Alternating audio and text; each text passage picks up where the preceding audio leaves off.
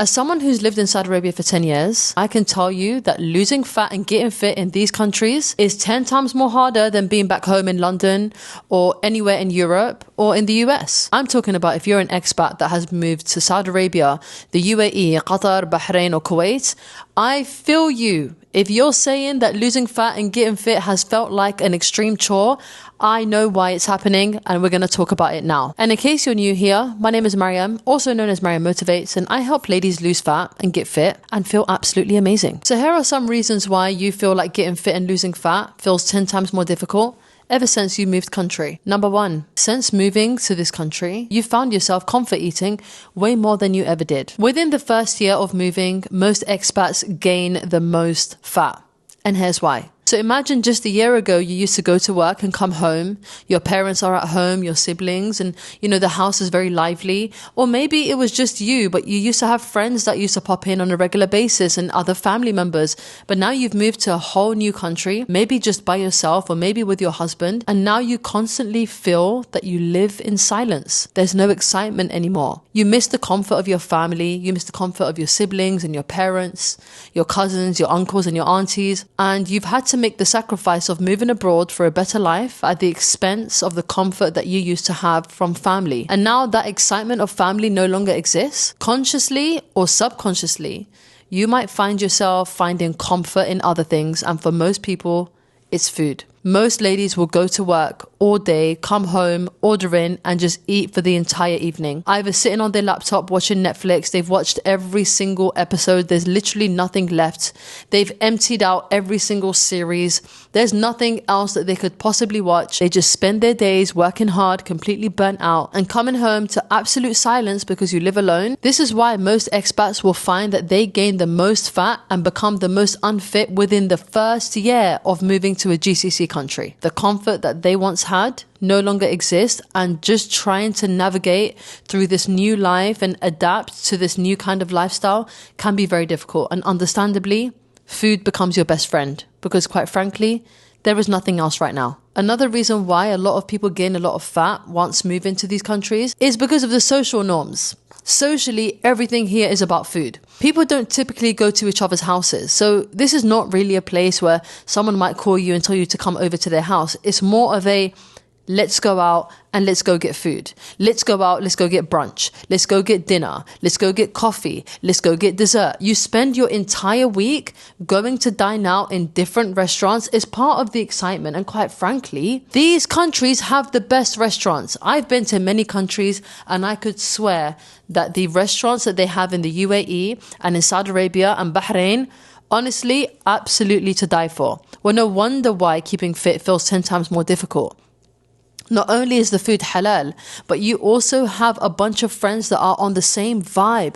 Let's go out to eat, let's go and enjoy ourselves. And because of this, even if you are trying to get fit, even if you are trying to lose fat, every single time you've gone to a restaurant, it's like you're taking 2 steps forward and 5 steps back because you're ordering food that is not aligning with your goals. And most of the time, your goals just end up on the back burner because you feel like you need to constantly choose between wanting to get fit or wanting to be social. And living in a place where you don't have family, your friends is your own family. And to be honest, for most women, especially single ladies, it's the only communication that they will ever have outside of work. So they don't want to say no to restaurants. They don't want to say no to brunch. They don't want to say no to another dessert restaurant because if they do keep saying no, then they'll feel like that they won't be able to socialize and be with other people outside of their home. You're trying to get fit and lose fat, but you don't want to sacrifice your friendships or these restaurant meetups because you're scared that if you do, you barely ever get to socialize. Another reason, and one of the most common reasons, is most of the time the weather does not allow for general movement outside. Like, I don't think a lot of people actually believe how hot it is when I say how hot it is. I think they think we just think it's hot. No, listen, you can't open your window. That's the kind of hot we're talking about. You know how in other countries when it's hot, you open the window to get air? You see, in these countries, if you open the window, you can't breathe. You have to keep the windows closed. Most expats that are living in GCC countries are not living in the biggest houses. Now, some people are, but generally speaking, especially single working ladies, are not living in the biggest houses to be able to do the most steps around the house. So imagine if you can't really get your steps in at home doing chores, but you also can't go out because it's 50 degrees outside and you're literally going to die after 5 minutes of walking, then of course the lack of movement is going to be a problem. And let's say even if the weather is okay, a lot of these countries, depending on the cities, don't even have pavements or sidewalks, as Americans would call them, where you can actually go ahead and walk within close capacity. So there are allocated areas where you can go and walk. But for me, just from the top of my head, the closest place that I can go and walk is around a 10-minute drive. So imagine now you need to get into your car, drive for 10 minutes, and then go and walk in that area if the weather allows. And this is very common for anyone who lives in any GCC country. Most people can't just go out and walk. And it also does depend on the area that you live in as well. Some areas, the norms are people don't walk on their own, especially if you are a woman, depending on the city, of course. So you might be someone that generally can walk because the weather allows, but then the area that you live in could be a little bit quiet. If you're anything like me, I used to live somewhere where there were stray dogs, and it was pretty scary to walk in that area. So it really does depend on where you live, but generally speaking, across the board, walking outside, I would say 85% of the year is completely impossible. So imagine you're living in a small house. Imagine the weather doesn't allow for you to go out. How many steps do you think you'll be getting in a day? You see, most expat women, especially the ones that go to work, are not doing many steps at work because they're sat down for the entire day and then they come home, don't have much to do around the home, don't have much to do in terms of responsibilities at home, but are usually sat down again on their laptop, not much movement around the house, can't go out because of the weather, and then are expected to keep up with their health. I think the lack of movement in these countries is probably one of the biggest difficulties. Like imagine needing to walk, but you need to drive to the local mall, which could be between 10 to 30 minutes, depending on where you live. It's completely inconvenient. And the worst bit is, a lot of people will go to a mall for a walk and then end up going to the food court and buying trash to eat on their way out because now they're starving. Honestly, unless you're an expat, you can never understand why walking is so difficult. Most ladies that live in these countries are not doing more than 3,000 steps a day. And with my clients that live in GCC countries, their step targets is way below those that live in the West. I don't just have a walking pad in my house for this reason, but I also have a treadmill as well.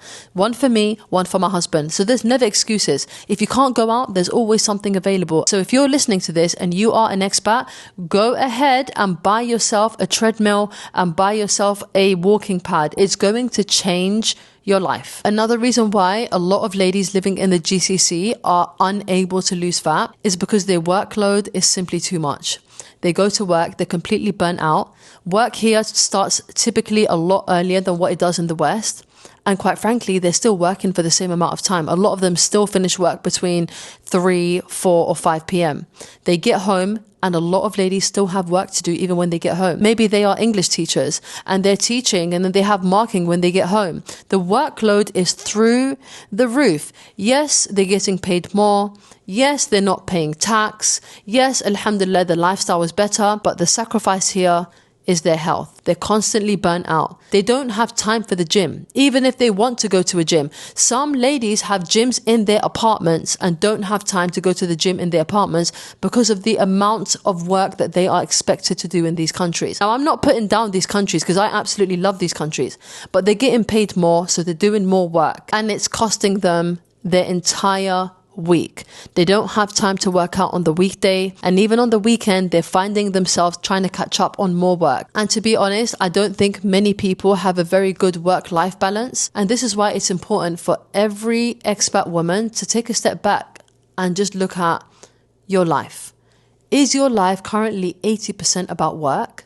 Because if that's the case, you have to reevaluate and start putting yourself first. Because I'll tell you something that nobody else is going to tell you. If you do not prioritize your health, your job will replace you if anything were to happen to your health. If you collapsed tomorrow and you got up and you were told that you were not able to work for a few weeks or months, your job will replace you immediately. Let that sink in. You should never be overworking to the extent that you can't take care of your health. You can't walk. You can't make yourself decent food. You can't go to the gym in the gym that you have in the apartment, for goodness sake. It's in your building and you still don't have time because of your workload. You have to really reevaluate your work-life balance. Another reason why a lot of ladies are struggling to get fit in these countries, because if they live in a very busy city like Riyadh, Dubai, Doha, honestly, it's crazy busy. The traffic is insane. So imagine now you're driving. Most of the time there are no trains. Obviously, I don't know about every city, but there are no trains where you can just come on and off like you were in the UK or like you were in any other country. You're driving everywhere. So imagine you're trying to get to the gym and you're stuck in traffic for half an hour just trying to get to the gym. Alhamdulillah, there are women-only gyms everywhere, but not all of them are accessible to everyone, especially working ladies. So if working ladies are coming home and then they need to get out to the gym at peak times, 5 or 6 p.m., they're spending too much time on the road. They're spending too much time traveling. And imagine if you're a working lady and you need to be in bed by a specific time and you need to make dinner as well, you're spending probably half an hour trying to get ready for the gym and then half an hour trying to get to the gym and then spending an hour in the gym to then come back and it taking you another 20 minutes to half an hour again. That's a lot of time that you don't have, especially if you're a lady that has a very big workload. And this is why I am very big on expat women working out at home, maybe going to the gym on weekends. I do this with my clients all the time. Only because you are a working expat woman, it doesn't necessarily mean that you don't have the opportunity to get fit, because you can. What you don't have right now is a good strategy in place to help you get from where you are now to where you need to be. Because I know some of you guys watching this have been here for more than 1 or 2 years. And every year you tell yourself that this is the year that you're going to change. This is the year things are going to look different. But time flies. I mean, look at me. I've been here 10 years. I don't even know where the time went, but I know how it feels to lose fat and get fit in these countries because it was me. I lost 37 kilos, had 2 children and lost weight again both times whilst being in this country. And boy, was it an extreme sport. It's hard. I would be lying if I said that it's so easy and it's doable for everyone. It's not. It's only doable for those that really want to achieve it. How does it feel to have money in your pocket, but now you have bad health? Now, I don't know about you guys, but I would rather be healthy than have money in my pocket, because a lot of ladies are coming to these countries and they're becoming insulin resistant. They're getting diagnosed with PCOS and hypothyroidism. I know because it happened to me. The lack of movement doesn't help. The lack of healthy food doesn't help. The too much going out to restaurants and ordering takeouts because you can't be asked to cook food when you come home from work. You have to change your lifestyle. Now, I didn't make this video to tell you all the reasons why you can't lose fat and get fit and that's it. No, I made this video to tell you that there is a solution. I work with ladies that are expats all the time. I would say 50% of my clientele right now are expat women that live in the UAE, Saudi Arabia, Qatar and Kuwait. And one thing that they all have in common is they all put their jobs first before they start working with us. When they start to find a good work balance and start to understand that your career is not in charge of your health, that saying no sometimes is healthy, turning your phone off on the weekend is a necessity, going to the gym on the weekend, even if it's just once a week, is still better than doing nothing. You didn't come to this country to get unhealthy, get diabetes and PCOS and hypothyroidism. You came here to have a better lifestyle.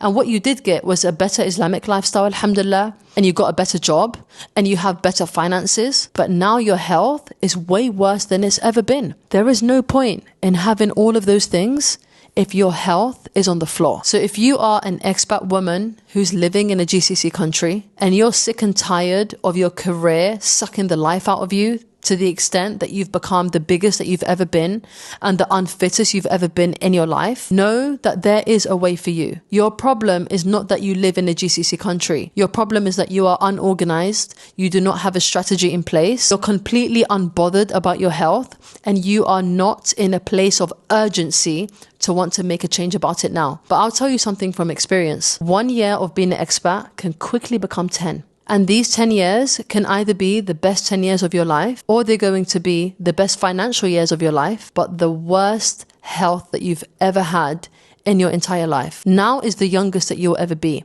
Do not allow your expat story to be the reason why you gained fat and stayed fat and unhealthy for the rest of your life. It doesn't need to be like that. I am a Muslimah expat who's lived in Saudi Arabia for 10 years, and I know exactly what it's like to not be able to achieve the fitness goals that you really want.